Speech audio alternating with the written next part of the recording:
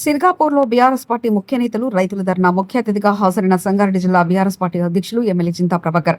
కార్యక్రమంలో ఎమ్మెల్యే మాణిక్రావు, నారాయణఖేడ్ మాజీ ఎమ్మెల్యే భూపాలరెడ్డి ఉన్నారు. కాంగ్రెస్ పాలనలో కాంగ్రెస్ నాయకులు గ్రామాలలో రోడ్ల మీద తిరిగే పరిస్థితి లేదు. అలవిగాని హామీలు ఇచ్చి గద్దెనెక్కిన కాంగ్రెస్ పార్టీ పాలన చేతకాక గాలి కొదిలేసింది. తెలంగాణ తొలి ముఖ్యమంత్రి కేసీఆర్ తెలంగాణను దేశానికి ఆదర్శంగా నింపారు. ఈ నియోజకవర్గానికి మన జిల్లాలో రైతు బంధు హైయెస్ట్ వచ్చే పరిస్థితి ఆ రోజు ఉంది. ఎవరైనా రైతు బంధు ఫోకస్ మాటలు చెప్పేటన్నీ కూడా అబద్ధాలు. రైతు బంధు లేదు, మరి రైతు భరోసా చేరట వాళ్ళు చెప్పే మాటలన్నీ కూడా జూట మాట. మరి మన ప్రభుత్వం ఉన్నప్పుడు 11 సార్లు రైతు బంధించి 73,000 కోట్లు ఈరోజు రైతులందరి ఖాతాల్లో మరి పడే పరిస్థితుల్లో పంట నాట్లు పడకముందే రైతులకు రైతు భరోసా అందించేవాళ్ళు. ఇప్పుడు ఎలక్షన్లు వస్తే మాత్రమే మరి ఇచ్చే పరిస్థితులు ఈ ప్రభుత్వం.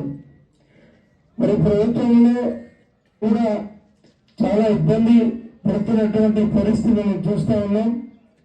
మరి ఇప్పటిదాకా అన్ని విషయాలు కూడా మరి అనధికారంగా మీరు చెప్తున్నారు.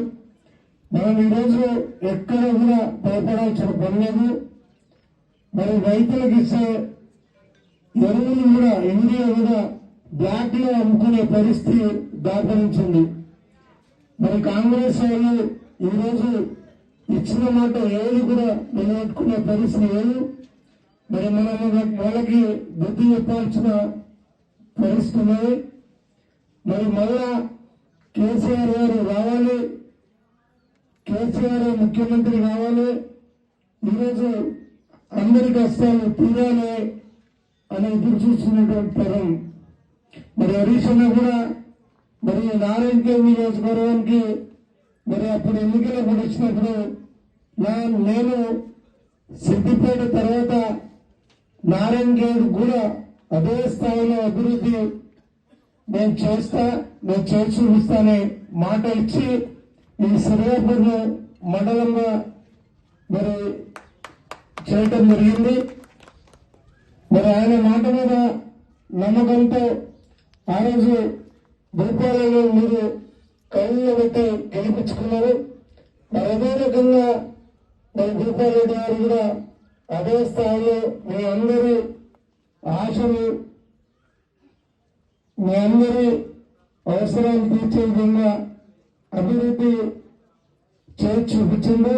చెప్పాల్సిన పరిస్థితి. మరి స్థానిక సంస్థల ఎన్నికలు కూడా వాళ్ళు పెట్టాలన్న ఆలోచనతో ఉన్నట్టుంది అనేది తెలుస్తూ ఉంది. మరి స్థానిక సంస్థల్లో సర్పంచులు, ఎంపీటీసీలు, జడ్పీటీసీలు సాధ్యమైనంత ఎక్కువ శాతం మనం గెలిపించుకుంటే మరి మరింత బలాన్ని చేకూర్చినట్టు అవుతుంది. భూపాలరెడ్డి మరింత బలపడే పరిస్థితి ఉన్నది. ఈ ప్రభుత్వం మీద మనమందరం కూడా తిరుగుబాటు చేసే మరి ప్రయత్నానికి మీరందరూ కూడా కార్యనిర్వహణలో పనిచేయాలని చెప్పి మీకు అందరూ కూడా కోరుకుంటూ మనం ఎవరం కూడా భయపడాల్సిన పరిస్థితి లేదు. ఏ గ్రామంలో ఏ నాయకుడు కాంగ్రెస్ నాయకుడు తిరిగే పరిస్థితి ఇప్పుడు ప్రస్తుతమైతే లేదు. ఇందాక అందరూ చెప్పినట్టుగా వాళ్ళు వెళ్ళాలంటే ఈరోజు అందరూ పోలీస్ పహారాలో మరి వాళ్ళు వెళ్లే పరిస్థితి కలుగుతూ ఉంది. మీరెవ్వరిని భయపడకుండా ఈరోజు బీఆర్ఎస్ పార్టీకి అండగా మరి బీఆర్ఎస్ పార్టీ మీకు అండగా ఉంటుందని తెలియజేస్తూ మీ అందరి దగ్గర సెలవు తీసుకుంటూ జై తెలంగాణ.